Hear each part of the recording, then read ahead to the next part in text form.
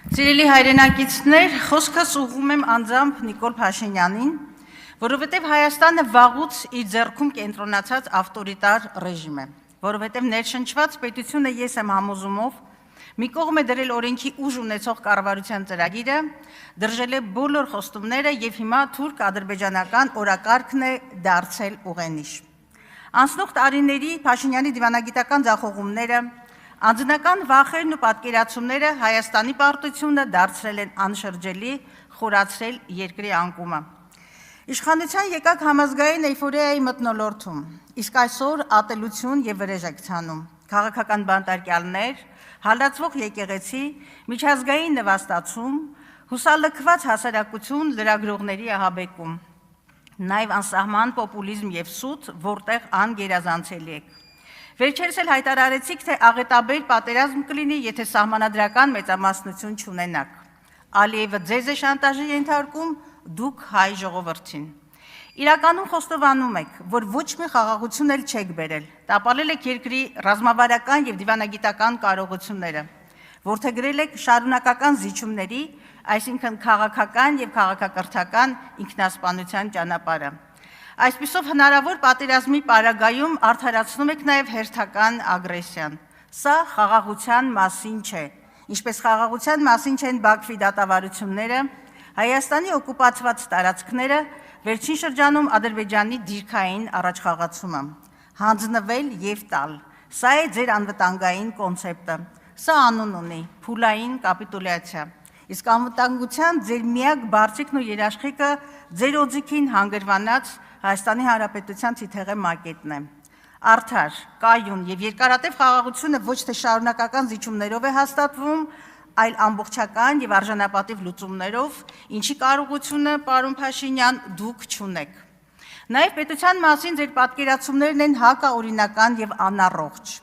ԿՊ նախընտրական ծրագրում հայ առաքելական եկեղեցու բարենորոգման օրակարգի հրապարակումը ինքնին հանցագործություն է սահմանադրական կարգի դեմ։ Իհարկե գալու է պատասխան տալու ժամանակը, բայց մինչ այդ հիշեք, դուք չունեք եկեղեցի բարենորոգելու որևէ լիազորություն, նաև չեք վաստակել սեփական արժեքները պարտադրելու բարոյական իրավունքը։ Ձեզ անհնար է հավատալ, որովհետև անգամ դուք եք խճճվում ձեր ստերի եւ շարունակ փոփոխվող տեսակետների մեջ։ Օրեր առաջ հայտարարում էիք, թե թրիփը մշուշի մեջ է, երեք այս ամբիոնից այն մատուցեցիք որպես կայացած պատմական իրողություն։ Պատերազմի պարտությունից հետո մեղավորներ եք նշանակում եւ հայտարարում 10,000 դասալիքի եւ դավաճանների մասին։ Սրանք երկուսն էլ հանցանքներ են, որոնցով ոչ մի դատապարտված անձ չկա։ ԵՄ ամբիոնից հայտարարում եք, թե եկեղեցին ՀՀ անկախության դեմ հիբրիդային պայքարի հենակետ է։ Սա եւս անպատասխանատու հայտարարություն է։ Մի ամբողջ ազգային ինստիտուտ դեմոնիզացնել հանուն սեփական աթոռի։ Ելակը դարձրել էիք բանակաշինության ցուցիչ եւ նաեւ կերտել քարոշական հերթական փուչիկը։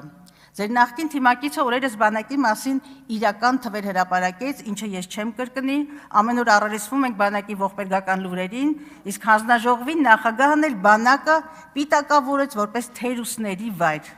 Սա արժեքային եւ բարոյական գահավիժում է։ Ափսոս էր մեր բանակը։ Դուք փակեցիք մշակույթի նախարարությունը, որովհետև մշակութային քաղաքականության մասին ձեր պատկերացումները մակերեսային են եւ ոչ պրոֆեսիոնալ։ Միլիոններ արժեցող լոպեսներն ու սնուպդոգերը դեռ մշակույթ չեն, ոչ էլ հոգևոր սնունդ։ Ադրբեջանը ոչնչացնում է հայկական հետքն ու ժառանգությունը զրո դիմադրություն եւ ինչ ակնկալել մի կառավարությունից, երբ մեր իրավունքները հենց դուք եք մերժում, երբ թշնամու պահանջով սահմանադրություն եք փոխում։ Խոսքիս լավագույն ապացույցը կառավարության պաշտոնական կայքեջում զետեղված իրական Հայաստանի գեղագիտություն կոչվող ցնորամտությունն է։ Սա սոսկ ձախողված դիլետանտական տեքստ չէ, այլ կոնկրետ նպատակադրում ունենալ վերահսկելի հասարակություն, գրաքննել ազատ միտքը, ձևավորել փաշինյանական ինքնություն, որը պարտվածի հոգեբանական կոնստրուկտ է, որտեղ չունեն պատմական Հայաստանը, մեր սիմվոլները, Երրորդ հանրապետության ծննդականը, անկախության հռչակագիրը, պատմության ռևիզիա եւ պարտության լեգիտիմացում։ Սա է այն ծրագիրը, որին լծվել եք դուք եւ այն ունի անուն՝ ազգային ուրացում։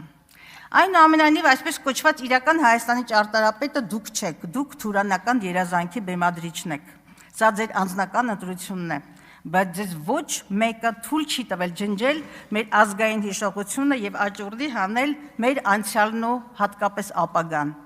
Այդ խոտանի եւ այլ գաղտնի փաստաթղթերի համար պետական բյուջեից առանց մրցույթի տրամադրվել է $500,000-ից ավելի գումար, իսկ այդ ՀԿ-ի յուրային նախագահ Ազատյանը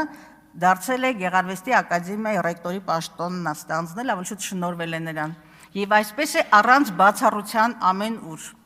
Փուչիկ էր նաեւ բուհերը չքաղաքականացնելու խոստումը, այսօր առանց բացառության բոլոր բուհերում ձերոնք են։ Բուհերը անգամ ոստիկանության գժոհով եւ օրենքները ոտնատակ տալով է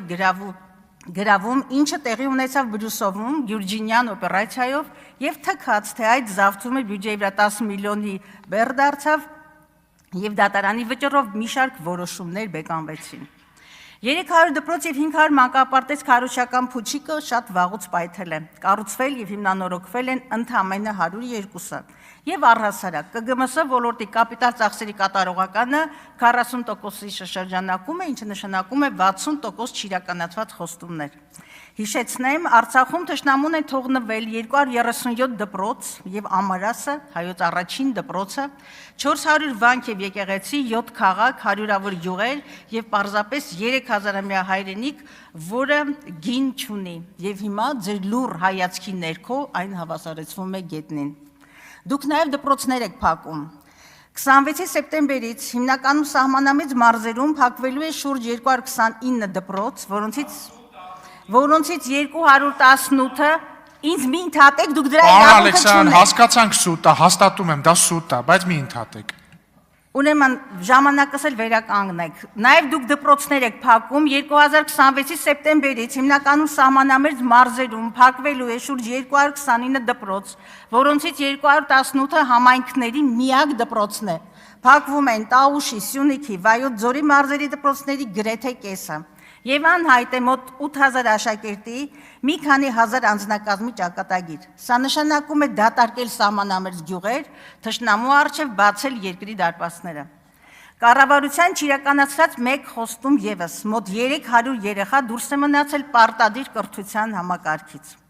Դուք եւ ձեր վարչախումբը պատմության մեջ կմնա որպես մի իշխանություն, որի օրոք փակվեց 80-ամյա Գիտությունների ազգային ակադեմիան։ Փակվեց այն պահին, երբ դուք չունեիք անգամ գիտության զարգացման ծրագիր հայեցակարգ։ 159 միլիոն դրամ եք տրամադրել ակադեմիական քաղաք բուտաֆորիկ ծրագրի իրազեկմանը, որը արդեն 2 հասցե եւ 2 հայեցակարգ է փոխել, իսկ 6.6 միլիոն բրիտանական ֆունտ գնահատված խորհրդատվությունը դեռևս ընթացքի մեջ է։ Հերոստրատի պես դուք պատմության մեջ մնալու շատ հիմքեր եք ստեղծել։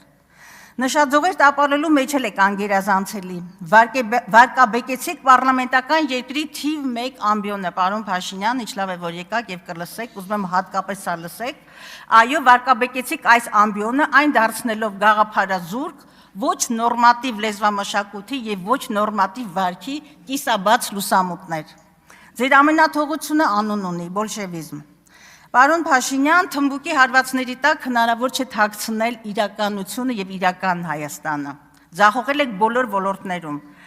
Սա բացահայտում է նաեւ մի շարք միջազգային ինդեքսներ, այսպես Հայաստանը հիբրիդային վարչակարգերի եւ մասամբ ազատ երկրների շարքում 55-րդ հորիզոնականից իջել է 54-ի։ Ժողովրդավարության, դատական արդյունավետության եւ բարեկեցության ցուցիչներում եւս նահանջել եք։ Վատթարացել է տնտեսական ազատության ցուցիչը 32-ից իջնելով 58-ի։ Նվազել է կոռուպցիայի ընկալման համատիվը։ Հայաստանը ԵԽ երկրների մեջ նույնիսկ միջին հորիզոնականներում չէ։ Սա ինչ է նշանակում։ Կոռուպցիայի դեմ պայքարում եւ առհասարակ իրական համակարգային առաջընթաց երկրում գոյություն չունի։ Եվ ամենակարևորը, սիրելի հայրենակիցներ, այո, պատկերը հուսադրող չէ եւ ընդհակառակը հուսահատեցնող է եւ աղետալի, մղձավանջային կասեի, ժամանակը լիներ կարելի այս ցանկը շարունակել, բայց կա իսկական ճանապարհ՝ մերժել այս իշխանություններին եւ վերականգնել սահմանադրական կարգը, ազգային արժանապատվությունն ու պետական ուղեգիծը, եւ այդ օրը հունիսի 7-ին է։ Միասին վստահ եմ, միասին մենք կարող ենք։